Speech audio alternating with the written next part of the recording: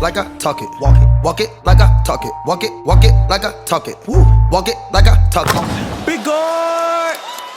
Yo, Big Guard checking in here at the basketball movement with the legend, Rob Yanders. This is somebody who I met sometime last year around December at the Glendale High School shootout and has been showing me love ever since I met him.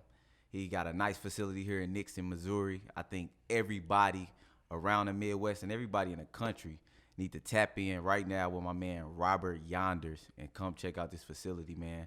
State of the art, got a lot more in store for all my younger athletes who's looking to get better, who's looking to recover their body and looking to take it to the next level. And I just want to welcome him to the first podcast brought to you by Big Guard here at his facility, the basketball movement. What's up, Rob? Talk to me. Oh, man, everything good, man. Listen, I'm excited for you. I'm excited for Big Guard. You've come so far. I'm glad that you've allowed me to be part of your first podcast and coming here to our facility. It's been a pleasure to get to know you more. The future's bright, man. So, hey, man, I'm just excited to collab with you, get to have some good conversation, man. I'm pumped up. So here we go, man. Let's get after it. So if y'all don't know one thing about Rob, man, I like to think of the Migos song, Walk It Like You Talk It. And this has been a guy, I think everybody who knows anybody from Missouri, man, it's the show me state. I think it's conditioning us for people to, like, show you their talk. And, I mean, every word Rob had told me, everything that he told me, how his facility is, how he operate and ran. I mean, he's proved it and showed it. And these last 5 days I've been with him, it's been nothing short than amazing, man. And as a young black man from Missouri, I think this guy's a role model, an inspiration. You talking about a family man first, businessman second. You know, Rob Yanders, he got it all here. He does it all. And just to be in my life, I want to thank you first and foremost. And it's nothing but love, man. I really love you, big bro, for real. Yeah, absolutely. It's real love. So absolutely. Let's get straight into it. The story. I mean, so if you play with a guy like Rob, you know, he's going to back up everything he talks. And I just want to talk about, like, where did that desire to just be great and that desire to just kill or be killed mentality comes from? Because, like, when I sized you up on the court, I'm like, this is a 40-year-old guy talking to me pretty crazy. You know, we went out for drinks, and he was talking pretty crazy. And I'm thinking, like, it's no 40-year-old guy that's about to run me out of a gym, you know? Yeah. So when I seen him play, I mean, I'm talking NBA-level strength and just IQ-wise, he was just out of this world. So I just want to talk about, like, where did the basketball start for you? Like, where did all the mentality and just the game come from? Yeah, man, just really, man. I don't know if a lot of people know, but I'm originally from Milwaukee, Wisconsin. And, you know, in Milwaukee, you know, in the hood, only the strong survive. So, you know, really my mentality came from the OGs, the guys that, you know, that picked us up. And if you get picked up as a young guy, then you better be on your stuff, you know what I'm saying, because they quick to throw you off the park, throw you out. So I just think that comes from the hood. It comes from a place of hunger, the desire to be better, from the struggle. You know, it's a story for every young kid that come from nothing, you know what I'm saying? So, but, you know, for me, man, it just started from within. You know, I've always wanted more using the game of basketball. And for me personally, Big Guard, I'm going to tell you, it was nothing else for me but the game. Right. You know what I mean? So Big Time was now wherever I was, and just loving the game and just coming from the hood, man. That's what it do. That's what it do. Okay, so Big Guard, it is for the smaller guards, man. It's the only platform to give smaller guards their exposure as well as share their stories. I think Rob, as a 5'10" guard that played pro, that played Division I mean, you went the JUCO route, but you was committed to Wisconsin, fresh out of high school. Yeah, I had a verbal situation with Wisconsin. I was either going to do Wisconsin or Marquette. Okay. So you're going to stay home? I was going to stay home, but, you know, right now I'm glad I didn't, man, honestly. Yeah, it's worked out for me. It worked out for you, yeah. So Big Guard being for the smaller guards, you know, Robert Yanders' basketball career is a smaller guard. Like, was you ever a knock on your size? Did coaches ever share that with you? Did pro scouts ever tell you, like, yo, you're a little too small, or was it your demeanor and your heart always overshadowed it? Yeah, well, I think I was always a need. I think size never came to it, but I do know that size matters at that level. You know what I mean? Because I've seen a lot of guys not get that extra inch or that extra knock because of their size. Opportunities. And so for me, I believe that I put myself in a position with the opportunity by, being a need. I felt like I was a great leader. I felt like I was a winner.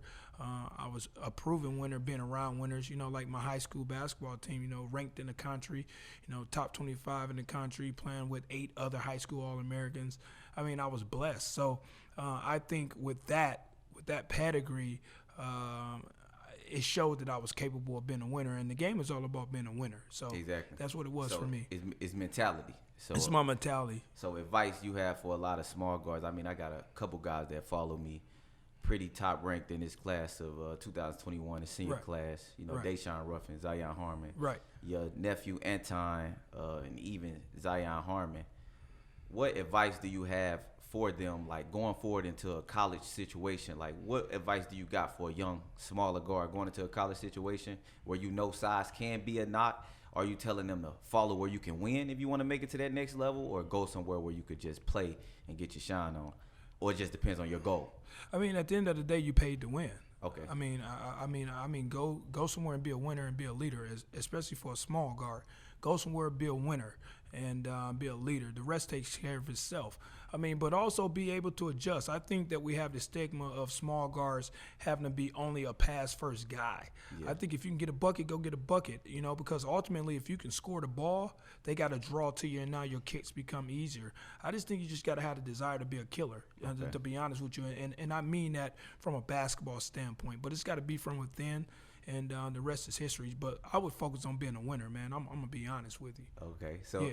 a lot of your within talk, you know Yeah. what I'm saying, that comes later in life, because that takes a level of maturity that I think you have to get to be able to dig deep within and, answer these unsolved questions you have and doubts you may have in yourself and your ability and just your future. Well, I had to grow up fast. Okay. So my maturity came fast. So it had to be from within. I always told myself that I'm getting out. You hear Yeah. me? I'm getting out one way or another. And the person that was across from me when I was playing was always in my way. So for me, that was something from within that I had made a promise to myself, and then my family didn't know I had made a promise to them too. So that person that was in front of me don't know that they were in the way. And, at the end of the day, I had to grow up early, and I had to tell myself I'm getting out. And Yeah. I used the game for that. I think a lot of African American males, especially in this country, grow up pretty fast. You know what I'm saying? Yeah. So just as, you got confidence out of this world, but I never really heard you talk much about having a male role model. Like, what type of father figures, any type of body you had in your corner for guidance? Like, who did you look up to and be like, yo, you know what? If I'm going to be a man of my word, if I'm going to be a man of responsibility, what male figure did you look up to and be like, yo, this the guy who I want to shape and similarly surpass? Yeah, I mean, for me, man, it's not even just a man; it's a woman. I mean, Okay. My mom and dad are still together to this day. My mom and dad have been together for 43 years, brother. Okay. You know what I'm saying? Now, did my mom and dad have all the money in the world? Were they able to get me everything I wanted? No, but they did get me everything I needed. Exactly. So for me, man, my role model was my mom and my dad, and that's no knock to anyone else that done great things, but for someone to put 3 meals on your plate every day, put a roof over your head every day, and made sure that you had to at least the water, food, and shelter stuff. Although it was a struggle, those are my heroes, man. Like, that's why I bought my mom the home next door to me. Exactly. Because we've always been together, and for me, her and my father, they've worked so hard. For 60 years, you gotta understand. My mom That's and big dad, guard yeah. talk. Like Big my guard mom talk. and dad just got to retire. Like we Right. just retired them, and it's a choice now, But 60 years of just serving others, me, my sisters, my brothers. I mean, they gave up so much for us. I mean, those are my role models. Yeah. Straight up. It's tough. That's tough. Coming from a single parent situation and just, being raised by my mom, I give her nothing but the utmost respect That's right. and credit for me becoming the man who I became. Right. But I still feel like I got ways to go, and I feel like it's a lot of people in this broken type of situation in America, especially a lot of us brothers, and we need people who we could touch Yeah. and be like, yo, you know, this guy inspired me, or this Yeah. guy motivates me. Yeah. And I can say, man, for an old ass guy, you know what I'm saying? You inspire, motivate me. When I get those calls from Rob, I'm like, damn, I know he about to talk. Let me look like I'm sweating. I mean, why And gotta I be know old? gonna You know what I'm saying? It's Why not gotta even, always be old? It's not even old. Yeah, you know, but you got I'm a lot of youth. I'm in the prime of my life. I I'm feel gonna like tell a lot of people now, yeah. don't size Rob up as a 40-year-old. but- Don't even ask his age. Yeah. We just gonna tell everybody he's 28 Yeah, because no. when you get on that hardwood with him, when you compete with him, I mean, he's gonna make you feel like you old. No, So- no, man. But I'm gonna take the positive out of what you said, though. I take that very seriously. That you know that you look up to me and that I could be a role model type. And you know, even in this basketball industry, with me dealing with so many different kids, I deal with so many different walks of life. Right. You know, rich, poor, middle class, it don't matter. But some kids that do come from a single family home, and I say, you know, you have to go out there and you have to search that. And for me, as a trainer, as a coach, I feel like that's my role to fill that void, whether it's from a mother's perspective or a father's perspective. And I think we don't have enough of that. We don't. So my deal is this, man. I say, you know, if you can find someone that can relate or someone that can understand or even just a sounding board, I tell all kids, especially the big guard community, hey, look, stay there. Exactly. Stay there. Stay with that person. Stay with that person. Stay where you're planted. You know, if you start moving around as a tree, you'll die. You have to stay where you're planted and let the roots come. The bamboo tree. Everybody look up the bamboo tree. Think about how the bamboo tree, you know, has grown. I like that. Yeah. Everybody make sure they look up there. Look at the Everybody bamboo make sure they tree. Look up Yeah. there. That's dope. That's dope. Yeah. I like that because who put that ball in my hands, I mean, at an early age, was definitely, I started on the blacktop, but it took my 5th grade coach to pretty much tell my mom, like, yo, think your son could play for me. And then after that, he was pretty much like the first father figure, role model that I was like, okay, this is a guy about family, you know, got a career, and, you know, just about a lot of life lessons you learn within. I think I did a lot of growth with him just putting the ball in my hands. So, I mean, I see you, family man, your kids love you. My thing is with you being so much taken up on time, like you're at the gym, you're always working. How do you balance that and family and like to make sure your kids and your sons know, like, at the end of the day, son, I love you, but dad got other responsibilities to tend to. Well, like I gotta. First of all, it's I am 3. It's God first, family second, others second, me third. I am always third on the list.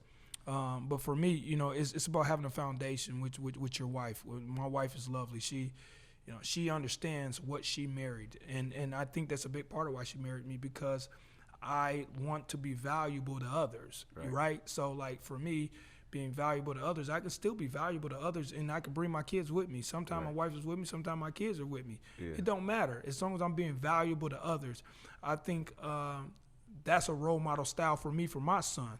Exactly. You know, sacrifice. True. You know, don't be selfish. You know, go share with someone else. Go be valuable to someone else's life. So it is a fine line, though. You know, there's times when my wife take my cell phone and say, hey, I need that off. There's times where my son like, Daddy, where was you at? Like, no, you're not leaving no more today. And I'm like, okay, I ain't leaving no more today. I see, baby girl didn't want to let you go. Yeah. Like my daughter, she stay on me. But, you know, at the end of the day, man, what a blessing that someone wants you to be around and love you enough for you to be around. So I don't take that lightly. But at the same time, God has put me here to do a job and to fulfill my purpose, and my purpose is to be valuable to the world. And you know, it's that's just what I'm gonna do. If I had to say one thing that I learned within the 5 days of me being here and just being with you every day was that Rob always showed emphasis on you have to love others more than you love yourself if you truly want to be successful and if you want to make it. And at first I didn't understand that because I feel like the country and just society conditions us to be like, all right, me first, me over you, or what you could do for me that you know what I'm saying, or what we could get from each other. And I take guilt to my previous past of just dealing with my family. And I feel like a lot of decisions and a lot of words that I said and did, I didn't put others before I put myself. I always put myself first. So as a young man, as a young individual, how do you pretty much explain that? I'm not saying like dummy it down, but when you say love others more than you love yourself, how do you tell a young guy, a young athlete, it could be anybody, a young student, anyone that's experiencing any type of discomfort in their love life, not even their love life, but family issues. How do you explain love others more than you love yourself? Because that's so vague if you tell somebody. Yeah, that. it is vague. There's a couple different directions you can go with that. But when I talk, I'm like, okay. I have people always ask me, "Yo, Rob, how did you make it? What did you do?" I always tell them, I love someone more than myself. Right. So it wasn't just about me. It was about a community of people making it. Yeah. And it wasn't just about me. And that community of people supported me. My mom, my dad, my sisters, my brothers, my friends, my family, just all that, right? Yeah. So that's one thing. But then also, you talk about transaction versus transformational. Me and you talked about that, right? We talked about transaction versus transformational, right? Let's go. So we leading right to it. So like for me, I try to make sure that whatever I'm doing is not just a transaction. I want to make sure that it's transformational to a life. That's being valuable to another's life, right? I think being transformational. So I want to be transformational. I want to see a change in your life that's for the better. Right, I don't care what it is. It doesn't even have to be able to. It doesn't have to attain the basketball. I'm just talking about you as a man, as an uncle, as a brother, whatever it may be. I just want to see some transformational change in you that I was a part of, and I would love to be a part of, that can just get you to go in that direction of growth. So for me, nothing transactional. All transformational. And when you focus on that transformational deal, that's you thinking about how can I help this person. Exactly. And it's that simple. Yeah, I think most people look at it like once I make it or once I get here, things to change or I'll be able to change. And a lot of people think like money can actually change a lot of situations. Nah, man, money. You see, so here, money's a trick. Yeah. Right? Because at the end of the day, your relationships is money. People is money. Exactly. Not money. People make decisions with that money. It's called relational currency. Yeah, you see what I'm saying? You told me you was only as rich as your circle. You're only as rich as your circle. I mean, at the end of the day, it's relational currency, man. And you do unto those you want done unto you, and people don't like people don't really buy what you do. They buy why you do it. Right? That's why I'm so passionate. People can go get basketball anywhere. You could have went anywhere and just looked up basketball or found something. Exactly. But it was why I did it is why you're here. There's parents out there right now with their kids and they love our why. Half of those kids ain't going to the NBA. True. Right? But they want them to have my why. My why is I love you. I want you to get better. I want you to take this and put it into life, and I want you to run with it. So I want you to take the discipline. I want you to take the competitiveness. So, son, boy or girl, boy, if you see a young lady in the future that you want to go after, then you got to compete with the next man. And you got to do everything. Young lady, if you want this guy to be your husband, whatever, then you gotta compete because it's a big world out there, right? Or if you want this family atmosphere, you got to fight for that. If you want a culture, you got to fight for that. And I think being an athlete brings that competitive drive out of you, and you got to learn how to be a winner. It's fact. Got to figure it out.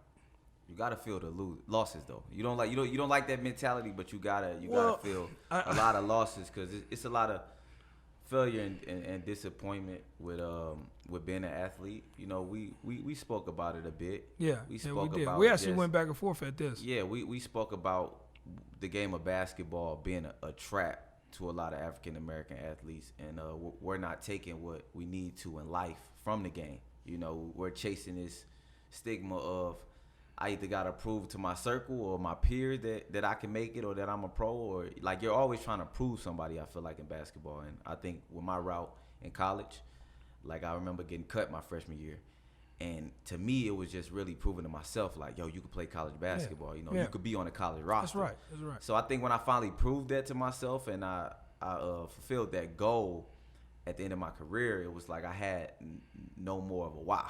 So I think that's what pushed me to kind of even create Big Guard, because I'm kind of like, yo, you know what I'm saying? Like I proved this to myself, but it's still a long list of guards like myself who's not going to get looked at, who's not going to really have anybody to pretty much paint the game to them after basketball. Yeah. So, my biggest thing is the elaboration of basketball being a trap and how could we untrap ourselves from these things? Like what's your advice?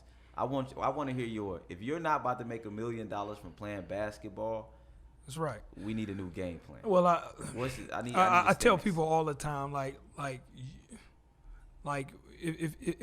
if you can be successful from a financial standpoint in growing your wealth as a person to be able to add on to your life of the things you need for a family and a community, then good for you. I'm just saying that from another standpoint, when you're a basketball player, all you talk about is basketball with your teammates. Hey man, who you playing for next year?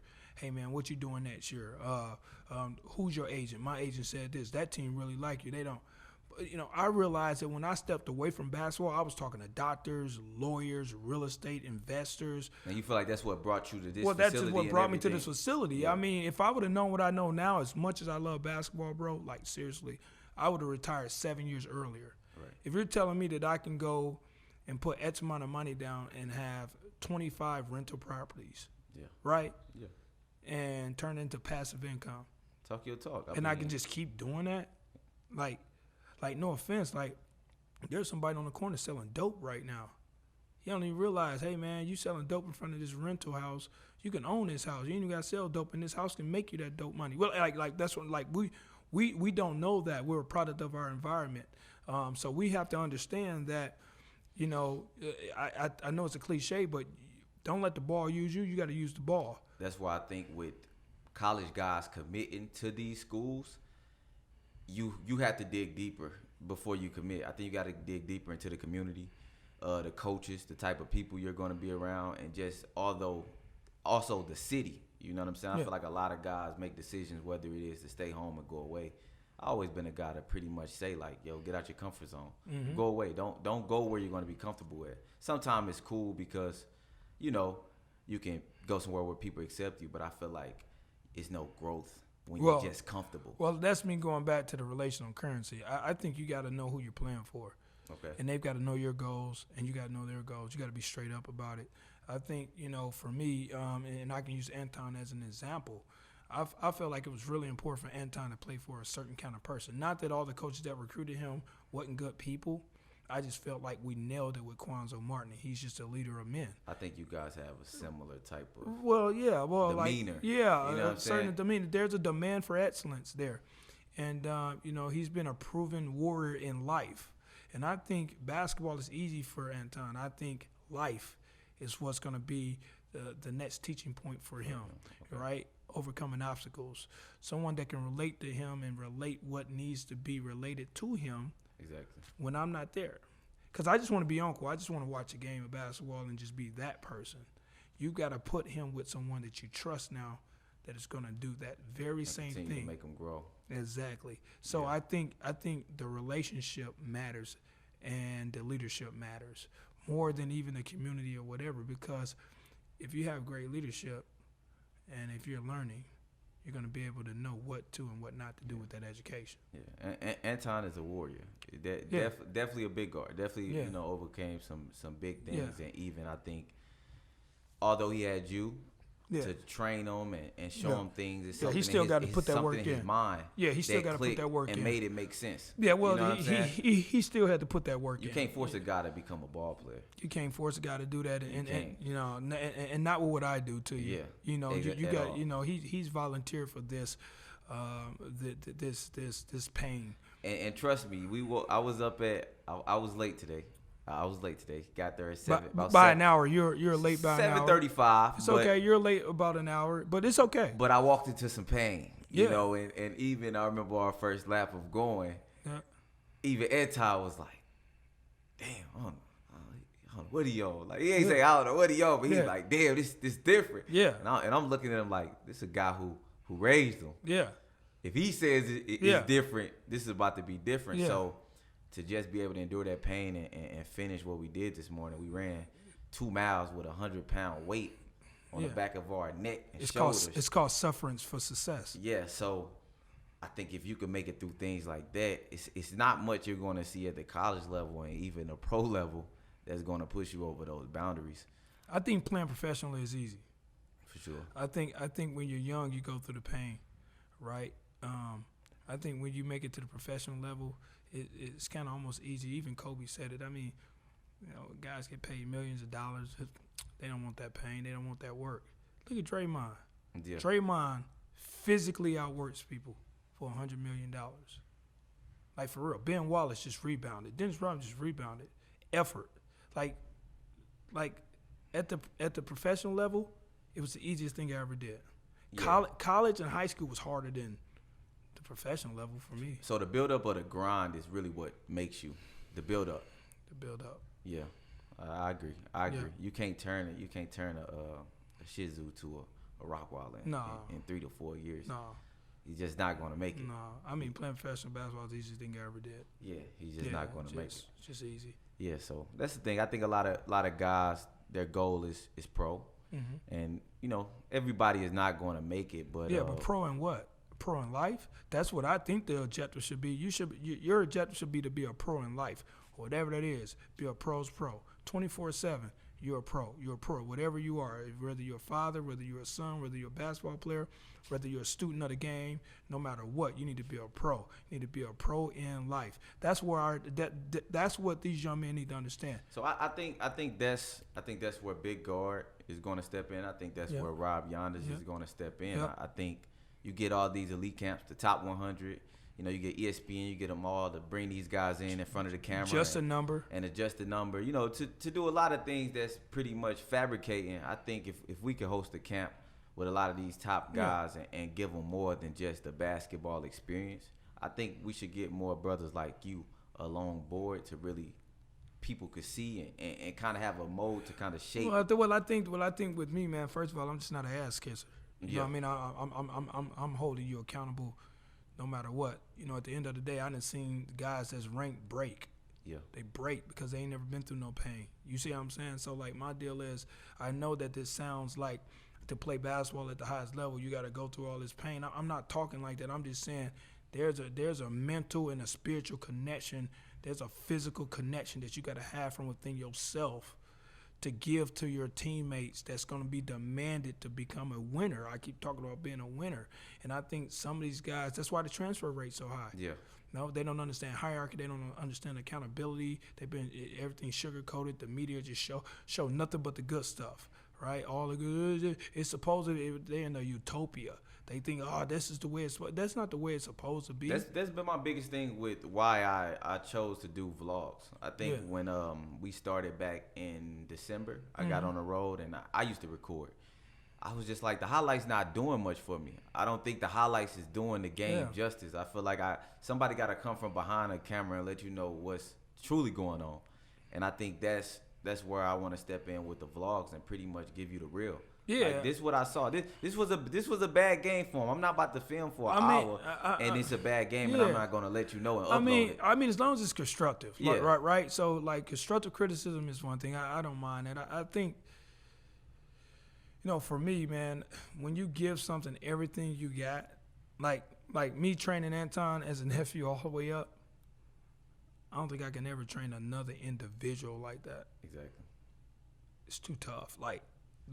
To go over and over and do that again to a person, it's draining. Exactly. It's draining. That's why I say I can get with groups and I can mentor and get people better. That took everything out of me, from myself then to him. And, it's like when you get a game, everything, it's like, that's it, I'm done. Yeah. That's why I could retire and stop playing and just say, if people are like, hey, man, you should play in this league and come play with it. I'm like, nah, I'm good. You don't want to play? Hey, Not Rob, today, I don't feel like it. You a little crazy if you just did some cameos in some leagues every now and then. You know what I'm saying? Like, no, I always get people that want to fight me in leagues. I always get somebody like you, Big Guard. I'm a competitor. I get somebody, I'm a competitor. but like you, like a competitor, you're annoying. Like you are my nemesis. I feel like every time you come down here, and it's a good thing when I say that. Like I mean, like you, like no, I want to see what that's like.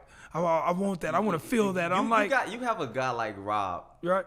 He's going to Floyd Mayweather you on a basketball court. Yeah. He's going to talk his talk. He's going to talk cash shit. Yeah. So when you got somebody like that, I look at myself like that. Of course, there's levels to it. You know what I'm saying? I might not have did it on the level Rob at, but I done went to some parks. I done went to some wrecks, and I was Rob that day, and I'm talking crazy shit. I'm getting the ice bath. I might FaceTime you and talk crazy. Right, like I did you last night, Exactly. So a lot that you do, I see in myself, but this time I'm on the opposite end. So to me, it's always a challenge. It's like, yo, I can touch this guy. I'm not saying he claims he's great. He is great. I can touch this guy. So every time I get a chance to touch him, if I score on you, get a stop, I'm patting myself on my back. You did that. He's an Olympian. He's this, he's that. So when I came down the court yesterday, I think I scored 2 straight on you. Whether I was down 2, 3, or 4, like you were actually down 9 games. That was a pat on the back for me. I want, of course, it feels great to defeat you. It feels great to beat you on your court and but you you didn't. walk off. I won a few games. No, I won a few games. We won 2 or 3 yesterday. No, we did. But he's not gonna too much. We're not gonna too much go back and forth. But it feels good to me, especially. Like it feels good when I can take a guy like you down. It feels amazing, and it's not even coming from a standpoint of like wanting to take this guy out of life. But it's just I know you're full of life on the court, and if I always let you beat me, or if I always lose to you, I won't hear the last of it. So I can't wait till the day I could call you and talk cash shit. Yeah. And this might go on until you 60 or 70, but I'm going to keep challenging you. I'm never playing you again now. You got to live. Look, never Rob, playing you again. I'm going to keep challenging you until you say, yo, big guard, I don't play ball no more. Well, because once I get the upper hand, Rob, I just don't you're think never going to hear it. Like, you got to understand that, like, when you play a champion, you have to earn that way, right? That's true. You haven't defeated anyone worthy to play the champ. So therefore, I'm telling you right now, I'm retiring my playing against you. You haven't earned it. So I want everybody to know, I'm looking right at the screen. I'm not gonna play him.